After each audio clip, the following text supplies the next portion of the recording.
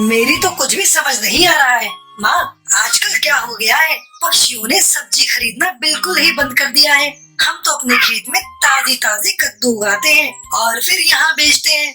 अरे बेटा, वो बात नहीं। आजकल हर चीज के दाम बढ़ गए हैं, तो सब्जियों के भी दाम बढ़ गए हैं।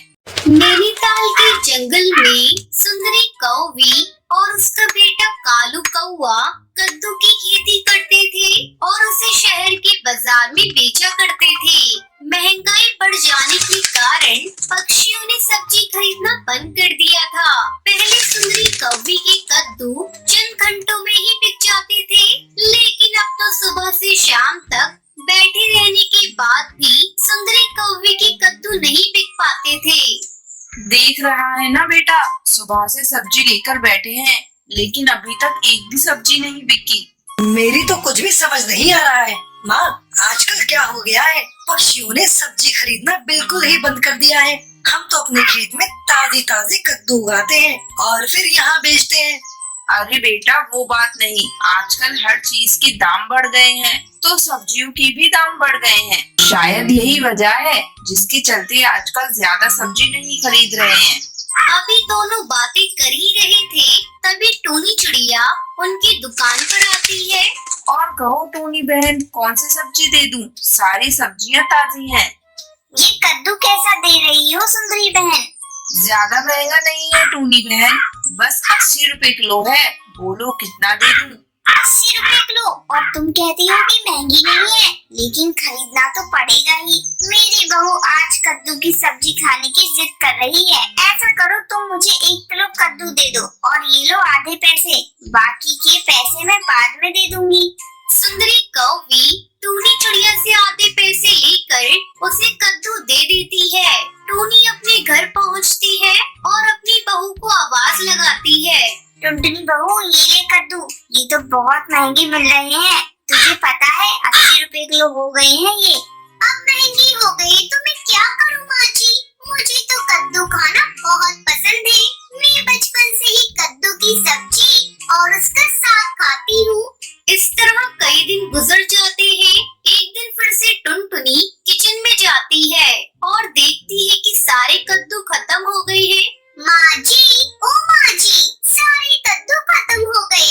आप जल्दी से जाइए और कद्दू खरीद कर ले आओ। टुनटुनी, तुझे पता है ना कद्दू आजकल कितने महंगे मिल रहे हैं, फिर भी तू नहीं समझती। या तो तू कद्दू खाना छोड़ दे या कद्दू की खेती करना शुरू कर दे। माँ जी, आप इतना गुस्सा क्यों कर रही हैं? जाइए और जाकर जल्दी से सुंदरी आंटी के यहाँ से ताजे ताजे कद्दू खरीद कर ले आइए, चाहे वो जितने भी महंगे मिले। अच्छा अच्छा, जा रही हूँ। टूनी चिड़िया कद्दू खरीदने जाती है। जब वो कद्दू के दाम सुनती है तो अपना सर पकड़ लेती है। बाप रे, इस कद्दू के दाम तो और बढ़ गए हैं। मैंने सोचा था कुछ कम हुए होंगे, लेकिन इसके दाम दिनों दिन बढ़ते ही जा रहे हैं। बहन, इतनी महंगी कद्दू खरीदना मेरे बस की बात नहीं। अगर तुम्हारे पास कद्दू के थोड़े से भी बीज हो तो मुझे दे दो। क्या मेरी बहन, इसके लिए तो तुम्हें बीज की दुकान पर जाना होगा, वही तुम्हें कद्दू के अच्छे बीज मिलेंगे। टूनी चिड़िया बीज की दुकान पर जाती है और वहाँ से कद्दू के बीज लेकर अपने घर आती है। माँ जी, आप तो कद्दू लाने गई थी, कहाँ है कद्दू? मैं कोई कद्दू वद्दू नहीं लाई, बहुत महंगे मिल रहे थे। गीले पकड़ कद्दू के बीज और आंगन में बिखेर दे। कुछ ही दिनों में कद्दू के पौधे पर कद्दू लग जाएंगे, फिर जी भरकर खाती रहना। टुनटुनी चिड़िया कद्दू के बीज को आंगन में बिखेर देती है और फिर उसकी देखभाल करने लगती है। कुछ ही दिनों में छोटे छोटे पौधे उगाते हैं और उन पर कद्दू लग जाते हैं। बहू, तूने तो कद्दू की बहुत अच्छी खेती की है। हाँ माँ जी, अब हमें महंगी कद्दू खरीदने की कोई जरूरत नहीं। मैं सोच रही हूँ थोड़ी थोड़ी और सब्जियों के पौधे लगा दूँ। इस तरह सारी सब्जियाँ हमें घर में ही मिल जाएंगी और महंगी सब्जी खरीदने की कोई जरूरत ही नहीं पड़ेगी। फिर टुनटुनी चिड़िया कद्दू की खेती के साथ साथ कुछ और सब्जियों के भी पौधे लगा देती है और उनकी खेती करने लगती है और फिर खुशी खुशी रहने लगती है। सुंदरवन के जंगल में टुनटुनी चिड़िया पक्षियों के घरों में काम करके अपने घर का गुजारा करती थी। अजय क्या कर रहे हो? बार बार आ रहे हो जा रहे हो, देख नहीं रहे हो टुनटुनी चिड़िया पोछा लगा रही है, सूख तो जाने दो। क्या करूं, पोछा लगा रही है तू। नौकरानियों का यही काम है, 10 बार पोछा लगाएंगी। तनख्वाह तो इसी का ही लेती है ना, मैं तो इधर से ही जाऊंगा। ये कहकर कड़कनाथ सेठ वहाँ से चला जाता है। तभी थोड़ी देर बाद कालू कौवा वहाँ आता है। अरे अपने पापा का देखा देखी तू भी यहाँ वहाँ घूम रहा है, तुझे कौन सा काम है? सूख तो जाने दे, फिर आना। बार बार टुनटुनी चिड़िया को पोछा लगाना पड़ रहा है। मम्मी तुम इसी की तरफदारी करती रहती हो, क्या करें, अपने पैर को सर पर रख ले।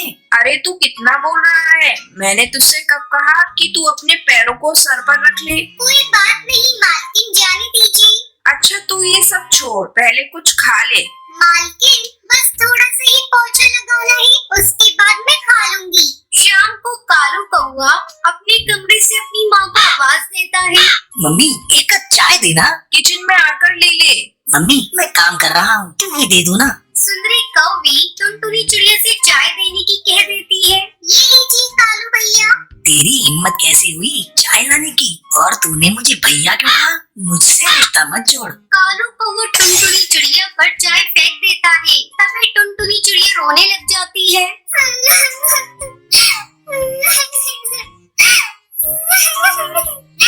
रोने की आवाज सुनकर सुंदरी कौवी वहाँ आती है। टुनटुनी चिड़िया तू क्यों रो रही है? अरे तूने ये क्या किया? कोई ऐसे गरम चाय फेंकता है क्या?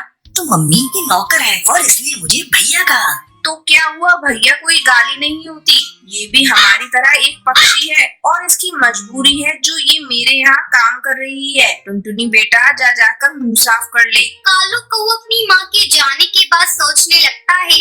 आज इस नौकरानी की वजह से ही मम्मी ने मुझे डांटा है। एक दिन मैं इस नौकरानी की बच्ची को सबक सिखा कर रहूंगा। एक दिन टुनटुनी चिड़िया बर्तन धो रही थी, तभी वहाँ कालू कौवा आता है। सुबह से शाम हो गई, अभी तक तेरे बर्तन नहीं धुले। घर के और काम कौन करेगा? तेरा बाप। साहब मेरे बाप को कुछ मत कहिए। क्यों ना कहूँ, वो कहीं का मिनिस्टर है क्या? नहीं साहब, मेरा बाप मर चुका है और मैं नहीं चाहती आप उनके बारे में कुछ बुरा कहें। इसी तरह कुछ महीने बीत जाते हैं। एक दिन टुनटुनी चिड़िया की माँ का फोन आता है। टुनटुनी चिड़िया मेरी तबीयत बहुत खराब है, तू जल्दी से घर आ जा। माँ तू चिंता मत कर, मैं जल्दी आऊंगी। टुनटुनी चिड़िया घर जाने के लिए बैग में कपड़े रखने लगती है।